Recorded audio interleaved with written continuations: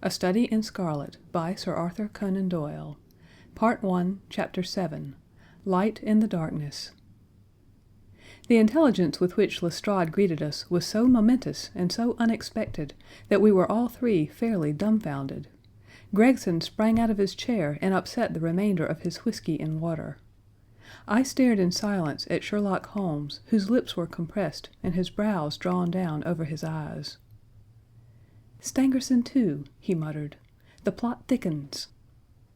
"It was quite thick enough before," grumbled Lestrade, taking a chair. "I seem to have dropped into a sort of council of war."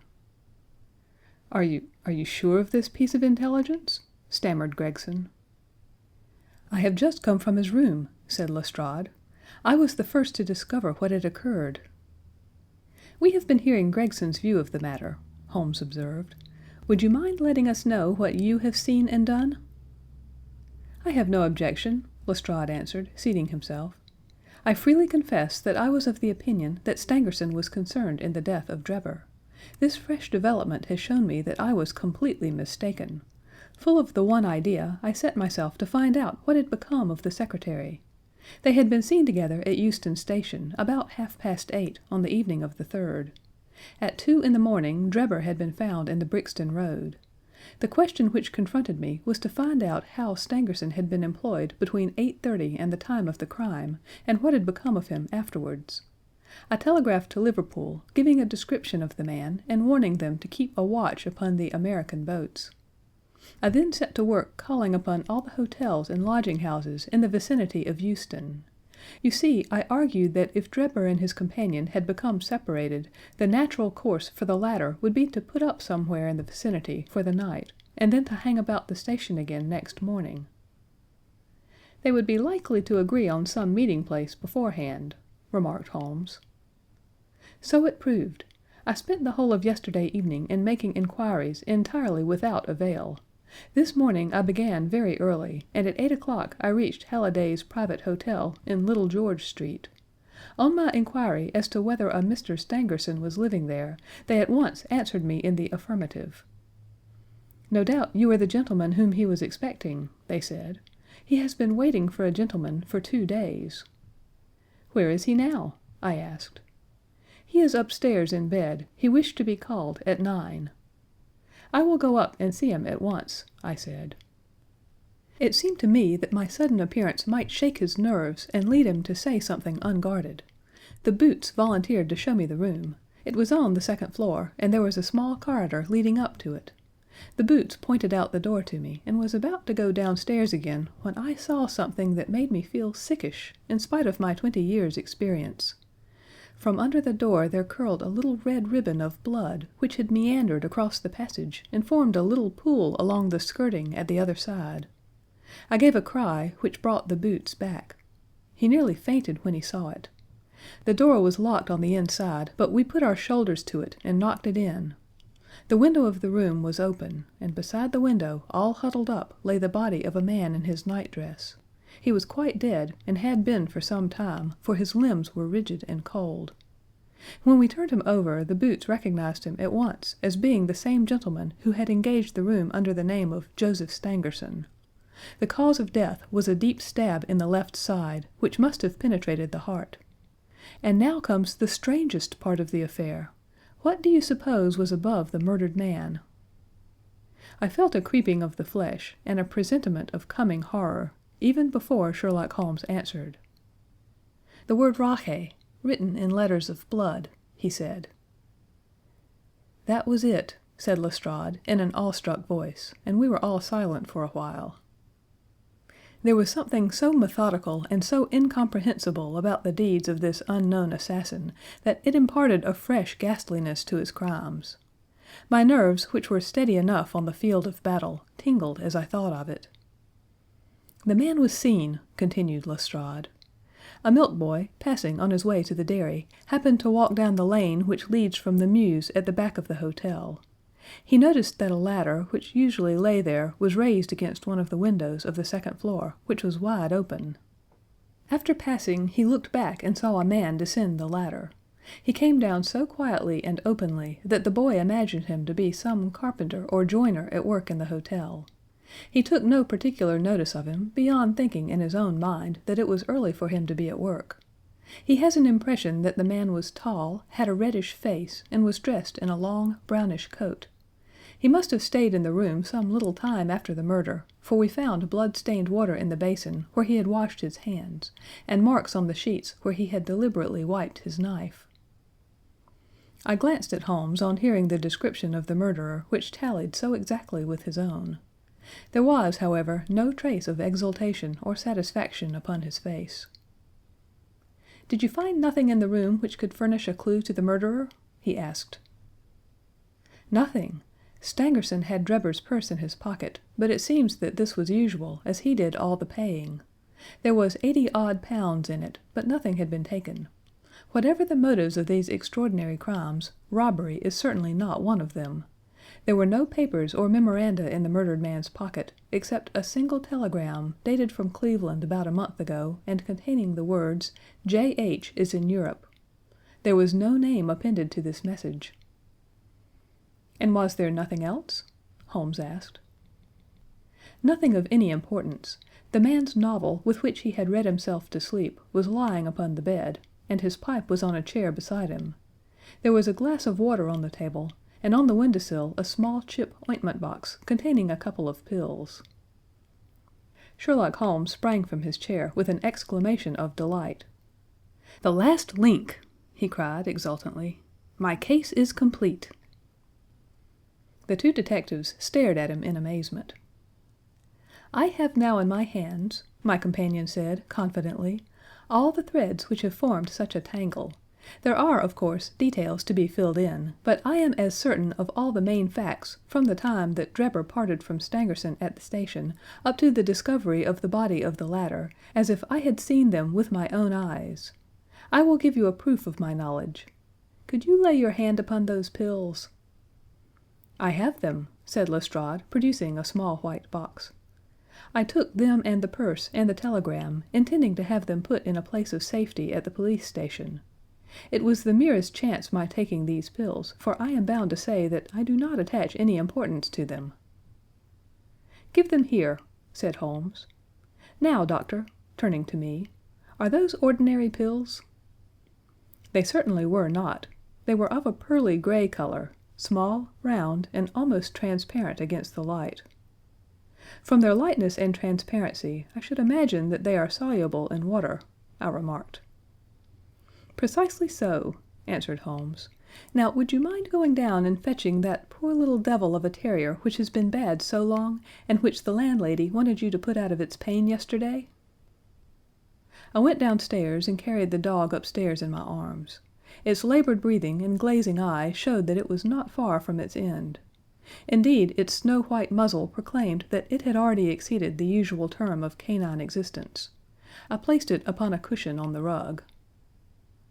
"I will now cut one of these pills in two," said Holmes, and drawing his penknife he suited the action to the word. "One half we return into the box for future purposes. The other half I will place in this wine glass, in which is a teaspoonful of water. You perceive that our friend the doctor is right, and that it readily dissolves." "This may be very interesting," said Lestrade, in the injured tone of one who suspects that he is being laughed at. "I cannot see, however, what it has to do with the death of Mr. Joseph Stangerson." "Patience, my friend, patience. You will find in time that it has everything to do with it. I shall now add a little milk to make the mixture palatable, and on presenting it to the dog, we find that he laps it up readily enough." As he spoke, he turned the contents of the wine glass into a saucer and placed it in front of the terrier, who speedily licked it dry. Sherlock Holmes's earnest demeanor had so far convinced us that we all sat in silence, watching the animal intently, and expecting some startling effect. None such appeared, however. The dog continued to lie stretched upon the cushion, breathing in a labored way, but apparently neither the better nor the worse for its draught. Holmes had taken out his watch, and as minute followed minute without result, an expression of the utmost chagrin and disappointment appeared upon his features. He gnawed his lip, drummed his fingers upon the table, and showed every other symptom of acute impatience. So great was his emotion that I felt sincerely sorry for him, while the two detectives smiled derisively, by no means displeased at this check which he had met. "It can't be a coincidence," he cried, at last springing from his chair and pacing wildly up and down the room. "It is impossible that it should be a mere coincidence. The very pills which I suspected in the case of Drebber are actually found after the death of Stangerson, and yet they are inert. What can it mean? Surely my whole chain of reasoning cannot have been false. It is impossible. And yet this wretched dog is none the worse. Ah, I have it! I have it!" With a perfect shriek of delight he rushed to the box, cut the other pill in two, dissolved it, added milk, and presented it to the terrier. The unfortunate creature's tongue seemed hardly to have been moistened in it before it gave a convulsive shiver in every limb, and lay as rigid and lifeless as if it had been struck by lightning. Sherlock Holmes drew a long breath and wiped the perspiration from his forehead. "I should have more faith," he said. "I ought to know by this time that when a fact appears to be opposed to a long train of deductions, it invariably proves to be capable of bearing some other interpretation. Of the two pills in that box, one was of the most deadly poison, and the other was entirely harmless. I ought to have known that before ever I saw the box at all." This last statement appeared to me to be so startling that I could hardly believe that he was in his sober senses. There was the dead dog, however, to prove that his conjecture had been correct. It seemed to me that the mists in my own mind were gradually clearing away, and I began to have a dim, vague perception of the truth. "All this seems strange to you," continued Holmes, "because you failed at the beginning of the inquiry to grasp the importance of the single real clue which was presented to you. I had the good fortune to seize upon that, and everything which has occurred since then has served to confirm my original supposition, and, indeed, was the logical sequence of it. Hence things which have perplexed you and made the case more obscure have served to enlighten me and to strengthen my conclusions. It is a mistake to confound strangeness with mystery. The most commonplace crime is often the most mysterious because it presents no new or special features from which deductions may be drawn. This murder would have been infinitely more difficult to unravel had the body of the victim been simply found lying in the roadway without any of those outrés and sensational accompaniments which have rendered it remarkable. These strange details, far from making the case more difficult, have really had the effect of making it less so." Mr. Gregson, who had listened to this address with considerable impatience, could contain himself no longer. "Look here, Mr. Sherlock Holmes," he said. "We are all ready to acknowledge that you are a smart man, and that you have your own methods of working. We want something more than mere theory and preaching now, though. It is a case of taking the man. I have made my case out, and it seems I was wrong. Young Charpentier could not have been engaged in this second affair. Lestrade went after his man, Stangerson, and it appears that he was wrong, too. You have thrown out hints here and hints there, and seem to know more than we do, but the time has come when we feel that we have a right to ask you straight how much you do know of the business. Can you name the man who did it?" "I cannot help feeling that Gregson is right, sir," remarked Lestrade. "We have both tried, and we have both failed. You have remarked more than once since I have been in the room that you had all the evidence which you require. Surely you will not withhold it any longer." "Any delay in arresting the assassin," I observed, "might give him time to perpetrate some fresh atrocity." Thus pressed by us all, Holmes showed signs of irresolution. He continued to walk up and down the room with his head sunk on his chest and his brows drawn down, as was his habit when lost in thought. "There will be no more murders," he said at last, stopping abruptly and facing us. "You can put that consideration out of the question. You have asked me if I know the name of the assassin. I do. The mere knowing of his name is a small thing, however, compared with the power of laying our hands upon him. This I expect very shortly to do. I have good hopes of managing it through my own arrangements, but it is a thing which needs delicate handling, for we have a shrewd and desperate man to deal with, who is supported, as I have had occasion to prove, by another who is as clever as himself. As long as this man has no idea that anyone can have a clue, there is some chance of securing him, but if he had the slightest suspicion, he would change his name and vanish in an instant among the 4,000,000 inhabitants of this great city. Without meaning to hurt either of your feelings, I am bound to say that I consider these men to be more than a match for the official force, and that is why I have not asked your assistance. If I fail, I shall, of course, incur all the blame due to this omission, but that I am prepared for. At present I am ready to promise that the instant that I can communicate with you without endangering my own combinations, I shall do so." Gregson and Lestrade seemed to be far from satisfied by this assurance, or by the depreciating allusion to the police force. The former had flushed up to the roots of his flaxen hair, while the other's beady eyes glistened with curiosity and resentment. Neither of them had time to speak, however, before there was a tap at the door, and the spokesman of the street Arabs, young Wiggins, introduced his insignificant and unsavory person. "Please, sir," he said, touching his forelock, "I have the cab downstairs." "Good boy," said Holmes blandly. "Why don't you introduce this pattern at Scotland Yard?" he continued, taking a pair of steel handcuffs from a drawer. "See how beautifully the spring works. They fasten in an instant." "The old pattern is good enough," remarked Lestrade, "if we can only find the man to put them on." Very good," said Holmes, smiling. "The cabman may as well help me with my boxes. Just ask him to step up, Wiggins." I was surprised to find my companion speaking as though he were about to set out on a journey, since he had not said anything to me about it. There was a small portmanteau in the room, and this he pulled out and began to strap. He was busily engaged at it when the cabman entered the room. "Just give me a help with this buckle, cabman," he said, kneeling over his task, and never turning his head. The fellow came forward with a somewhat sullen, defiant air, and put down his hands to assist. At that instant there was a sharp click, the jangling of metal, and Sherlock Holmes sprang to his feet again. "Gentlemen," he cried, with flashing eyes, "let me introduce you to Mr. Jefferson Hope, the murderer of Enoch Drebber and of Joseph Stangerson." The whole thing occurred in a moment, so quickly that I had no time to realize it. I have a vivid recollection of that instant, of Holmes's triumphant expression and the ring of his voice, of the cabman's dazed, savage face as he glared at the glittering handcuffs, which had appeared as if by magic upon his wrists.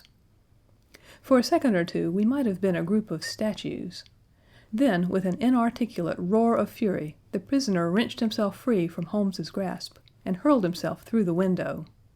Woodwork and glass gave way before him, but before he got quite through, Gregson, Lestrade, and Holmes sprang upon him like so many staghounds. He was dragged back into the room, and then commenced a terrific conflict. So powerful and so fierce was he that the four of us were shaken off again and again.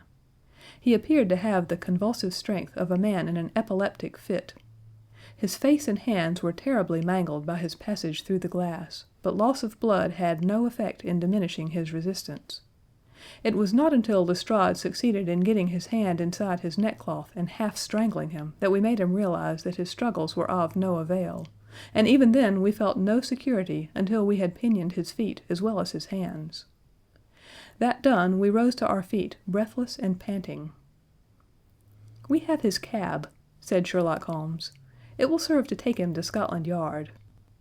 And now, gentlemen," he continued, with a pleasant smile, "we have reached the end of our little mystery.